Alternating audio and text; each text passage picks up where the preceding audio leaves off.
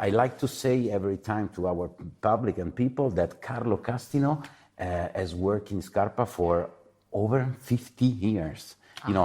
Being the enologist of the winery, and we are so lucky because Carlo still lives here in Scarpa. He's in a very good shape, which is a great lucky for us. He's 82. 82. And still in good form. Absolutely, still in good form. I don't know if it's thanks to the Barbera or whatever it is, but something magic happens.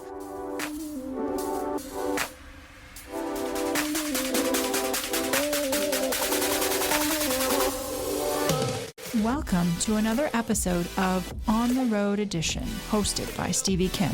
Each week, she travels to incredible wine destinations, interviewing some of the Italian wine scene's most interesting personalities, talking about wines, the foods, as well as the incredible travel destinations.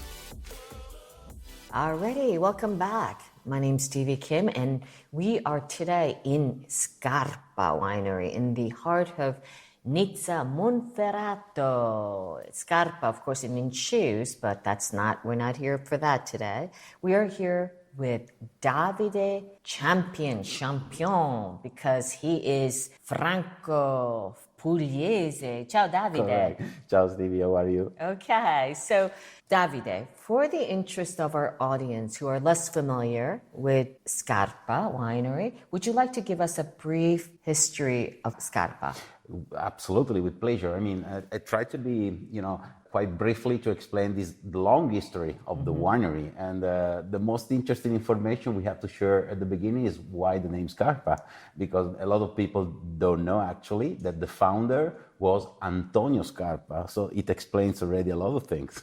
So the founder Scarpa, when was the initial winery built? The initial winery, and fortunately we have some bottles traced back on the label. The year of foundation is 1900th century. So actually we still have some bottles, bringing on the label Casa Fondata nel 1900. And the initial name was not even Scarpa, was Stabilimenti Enologici Scarpa by Antonio Scarpa, who was not a local person.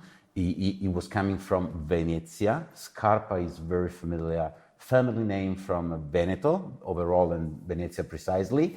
And he came down here and he fell in love with Nizza Monferrato, and he decided to establish the Scarpa winery here. So everything started there. Okay, so a Venetian coming into Piedmont in 1900s. Can we fast forward to today? Absolutely. What is Scarpa today? Very quickly. There is a key passage when Antonio Scarpa decided to sell the winery to Mario Pesce. In this case, Pesce was absolutely a real personality, but it was from Nizza Monferrato, so Nicese, as the inhabitants of Nizza are own. And this is a key passage. And another one that I would like to highlight is that when the nephew of Mario Pesce joined the uncle, Carlo Castino, his name, in 1962, because it changed completely the history of this winery, because Carlo really convinced his uncle to purchase the land that we still have today. That means our property in terms of vineyards. That's from where we basically produce all our wines in Poderi Bricchi in 1969. That was the year the acquisition. I like to say every time to our public and people that Carlo Castino has worked in Scarpa for over 50 years. Being the enologist of the winery, and we are so lucky because Carlo still lives here in Scarpa. He's in a very good shape, which is a great lucky for us. He's 82. 82. And still in good form. Absolutely, still in good form. I don't know if it's thanks to the Barbera or whatever it is, but something magic happens. And then in 2007, Silvio Trinchero, who is actually the current winemaker, joined Scarpa. It was like a student of Carlo, and he took over the position of winemaking the wines. And with these few passages that we consider and we name like smooth, soft passages, we explain what is basically our heritage. That means that from Antonio Scarpa to Mario Pesce to Carlo Castino and finally to Silvio, there is a kind of consistency, and there is a kind of, keeping ahead the style of producing wine, because we have a very precise style in our production philosophy, and this is thanks to these passages that were not drastic. in any Okay. case. This is very important for us. So Davide, you are the general manager of the CEO of this company, but who is actually the owner? There's no family behind it, right? Yeah, there were different passages in the ownership of Scarpa. This is to highlight also because, it can happen for an historical brand, an historical winery with precise production philosophy. It could be damaging, you know what I mean? I mean, it could be a risk that through different passages of ownership, somebody, the new owner, would like to change something, would like to have a different vision. Being just a manager with the team who actually have been working here for a long time, we definitely haven't changed anything. Anyway, to go straight to the answer, the last ownership, dated 2015, is an investment fund with French basis. Okay, so nearly 9 years ago. Correct. Yeah, okay. Yeah. All right, so listen, just quickly, how many labels are there of Scarpa and what is the volume production?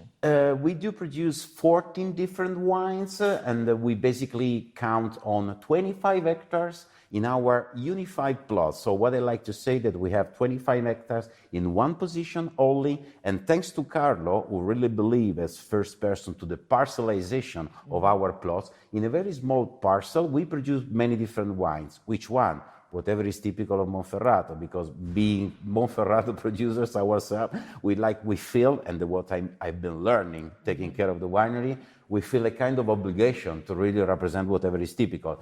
Obviously, the major one is Barbera. We are considered, from Mario Pesce basically, Mario Pesce is considered like a pioneer in really believing in the potential of this grape.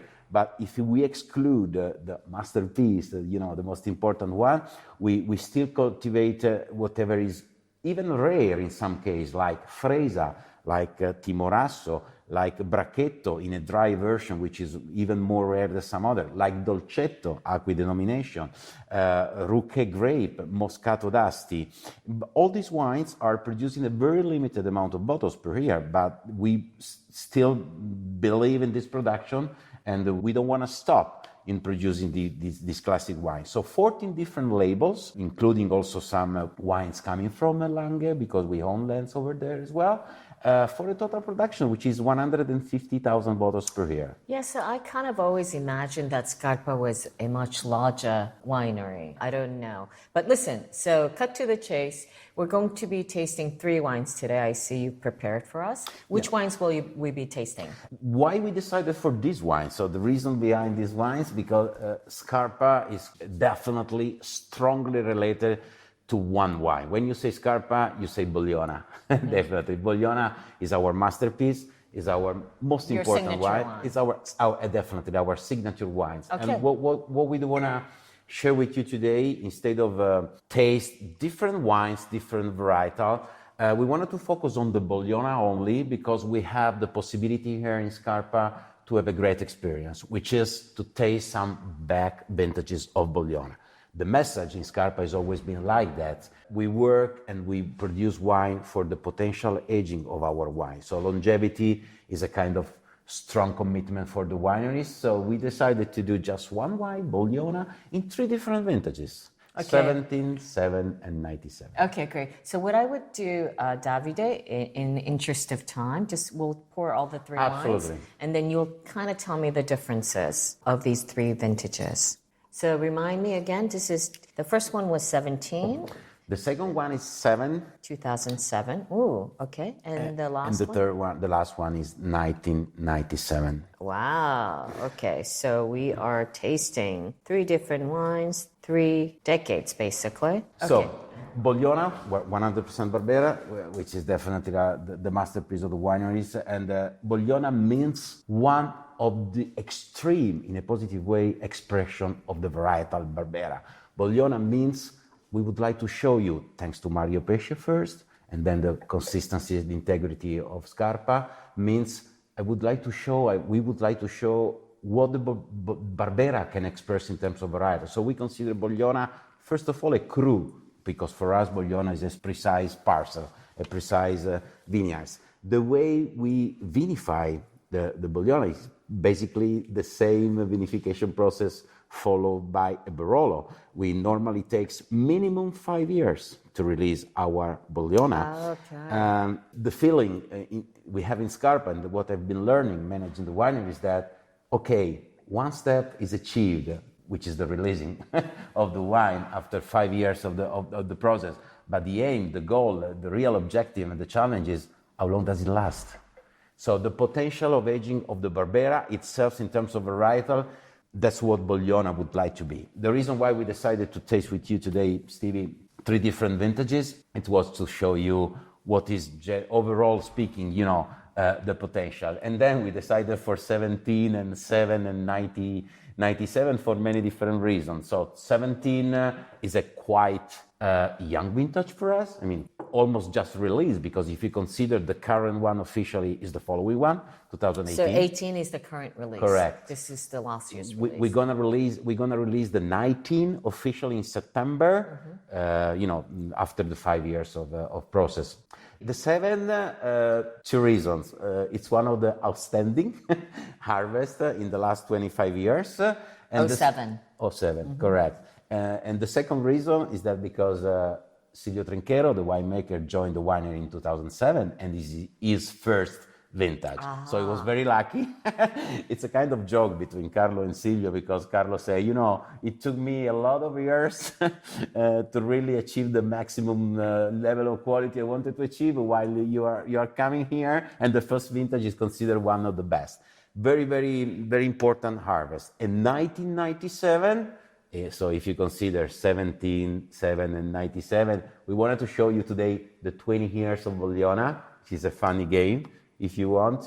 And 97 as well, it's considered extreme harvest, because all of 3 are really dry harvest, difficult, challenging, but over the years they express. So in 3 glasses, you see what Barbera can express in terms of evolution, from something that is considered quite young to the tertiary aroma that comes up in a very clear way. But the main characteristic, what is? The acidity. So in all of the 3, in our opinion, you immediately understand what is the potential of the grapes. The message is the potential of Barbera in terms of varietal, in terms of the possibility to express great acidity, combined with the temperature and the climate change. So a kind of climate condition that was a little bit the feeling and the thinking behind this tasting.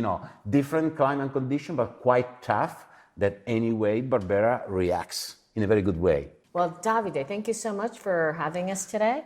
And Chin Chin with La Bolliona. Yeah. Grazie, La Stevie. Bolliona, evviva, long live La Bolliona. Thank you very much also sharing with us these very long-lasting vintages. And follow us, keep on following us as we continue our Barbera d'Asti and Monferrato wine journey.